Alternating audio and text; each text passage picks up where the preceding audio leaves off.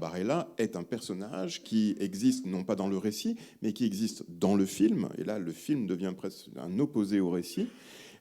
Barbarella existe dans le film pour être regardée par le spectateur masculin. Et ce qu'elle fait n'a véritablement pas beaucoup d'intérêt, hein. Je pense que vous êtes d'accord avec moi là-dessus.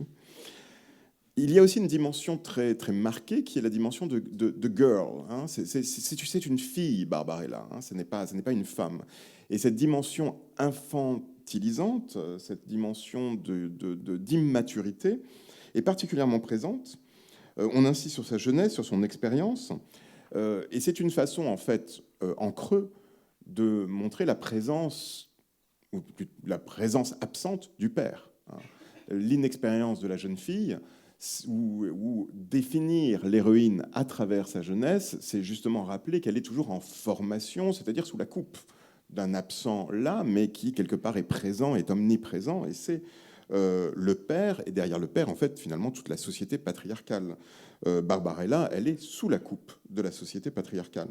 Elle n'est pas autonome, elle n'est pas seule dans l'action, elle est toujours entourée, hein, et vous avez vu, elle sait dire merci quand on l'a aidée.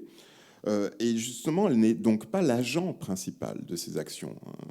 Cette histoire de agency que les théoriciennes féministes ont énormément utilisée, elle n'est pas agent, c'est-à-dire qu'elle n'est pas moteur, elle n'a pas une autonomie dans ses actions, mais elle est prise dans des chemins narratifs qui ont été écrits pour elle et dans lesquels elle se balade. Non pas comme le destin d'un héros, hein, qui serait poussé par sa quête, mais véritablement comme une balade qui n'a pas vraiment de sens, si ce n'est d'être là pour être regardé.